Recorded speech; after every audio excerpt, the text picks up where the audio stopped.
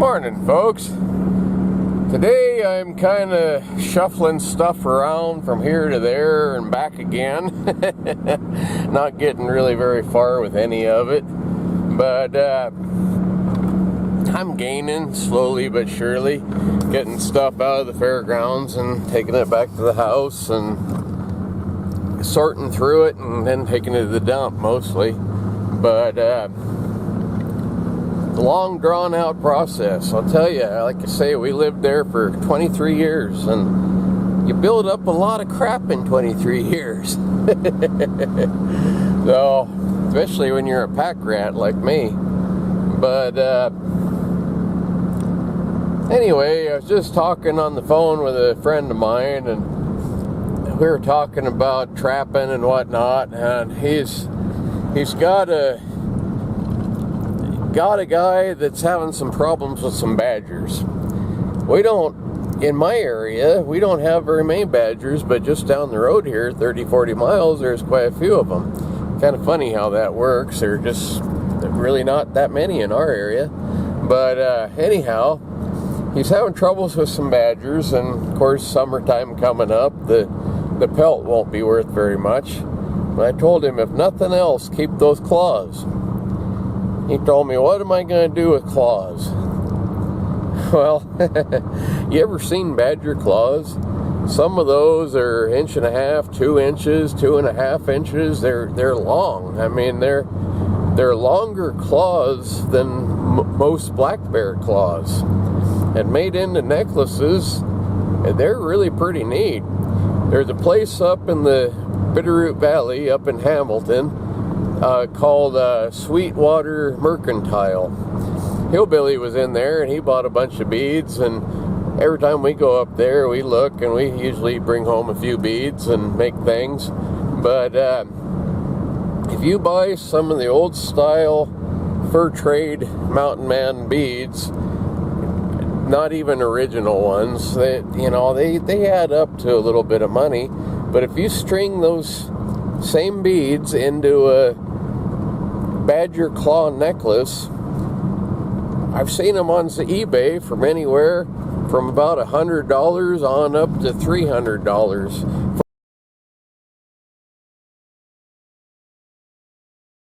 for a complete set. If you sell a single claw, they're $20, something like that, $25. But if you do it right, you can sell those for pretty good money. But like I told him, it's a very limited market. Not everybody is going to want badger claw necklaces or even bear claw necklaces. That's not going to be a really hot selling item. But the people that do, if you can't get them yourself, you can't get them. Walmart don't sell those things. Those are something that you're going to have to get from somebody that either traps or hunts or does something, and then there's a very small percentage of the people that do trap and hunt that actually do anything with those claws. Most people cut them off at the paws, sell the hide for peanuts, and throw away the stuff that's actually valuable. But anyway, gotta get this stuff unloaded here. Yeah, a lot of junk really that I probably don't even need to keep. This jerry can, they call it, Jeep can, I had that turned into a gas tank. I can see right now a mud dauber's plugged up the hole. But that snow rat that I'm building, that will probably be the gas can for that. And I talked to a friend of mine, and he has a diesel engine that was in a compressor. It's a small little diesel engine. It's rigged up on a belt and pulley system, just kind of perfect for what I need. And I think I'm going to go ahead and get that from him. He doesn't want a whole lot of money for it, and he says it runs good. The only thing that worries me is that it's a diesel, and diesels don't start very well in the wintertime. But anyway, back to the back to the badger claws. You know, there's secondary markets for all this stuff. None of the furs themselves are bringing very much money, but if you add up all the stuff that you're throwing away, it kind of adds up to a little bit more. The coyote teeth and skulls, and there's a whole lot of different things, claws and things. There's people that buy those things, and they're not big money, but it all adds up. Those badger claws, like I say, they're impressive. They're they're that long. The front ones are. The back ones are a little shorter. But yeah, if you're a trapper, you're missing out if you're not getting all the markets. They're not big markets, and they're not something that you can just send off and expect a check right away. It's going to take you a little time to sell them, but it adds up to some money. So this piece of pipe, it is probably 4 inches inside the diameter, 4 feet long, and 3/4 of an inch seamless well casing.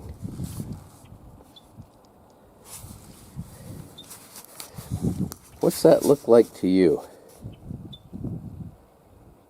Chunk of scrap pipe that ain't good for nothing? To me, that there is a cannon.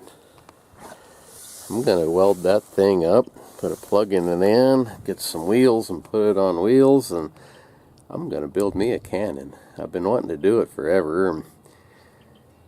No better time than now, really, as soon as the horse sale's over. I've got this thing here is that thing is a roller bogey wheel, basically, off of a Caterpillar bulldozer. It keeps the tracking straight, but those on the end pieces right here, that little round right there is just barely oversized to fit in the end of this pipe. So if I take that out and grind it a little bit and pound it in there good and weld the stuffing out of it, and then maybe put a cross pin in there and put the other side in on top of that and weld that up real good, pressure ought to be fine. That's a lot of that's a pretty good size borer, though. I mean, to make into a cannon, it's going to take a cup or so of black powder per shot, but it ought to be fun. Anyway, yeah, me and my cockamamie ideas between badger claws and cannons. A friend of mine says, "What are you going to do with a cannon you get that built?" Rock chucks. That ought to be fun. Blast a rock chuck at I don't know, 500 yards or so, and you probably won't hit him anyway, but it'd sure be fun to scare the daylights out of him. And speaking of cannons, at Rags and Wags, our local secondhand thrift store, not too long ago, I come across this. And I bought it just because it was unusual. I wasn't really sure what it was. It's tapered. And these flats on here are too far apart to be a corkscrew. You look on the very tip, it's got real fine threads. So what I thought that was probably was for boring holes in wood, you know, kind of an old auger bit. But I wasn't really sure what it was. And I got home and I looked it up. What that is a gimlet. What the heck is a gimlet, you ask? Well, that is for cleaning out the flash hole on a Civil War cannon. It really is. That's for cleaning out the hole. A lot of the cannons back then, they didn't take an actual fuse. What they did was they had a tapered hole that they filled with black powder, and then they'd touch it off with basically a torch, and kaboom, it would go. But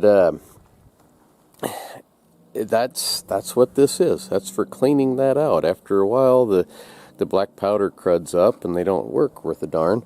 And I paid a whole $1 for that. I mean, you just never know what you might find at a secondhand store. I mean, that thing there, it's not a high dollar deal, but there's a bunch of them on eBay for anywhere from 20 bucks on up to 50 bucks or so. But anyhow, that hangs right there on my wall, right next to my cow turd that a wolf stepped in. Somebody years ago when I showed that, they said, so let me get this straight. A cow or a big dog steps in a pile of crap and you take it and hang it on the wall. Well, of course I did. Wouldn't anybody? See you tomorrow, folks. Thanks for watching. Bye.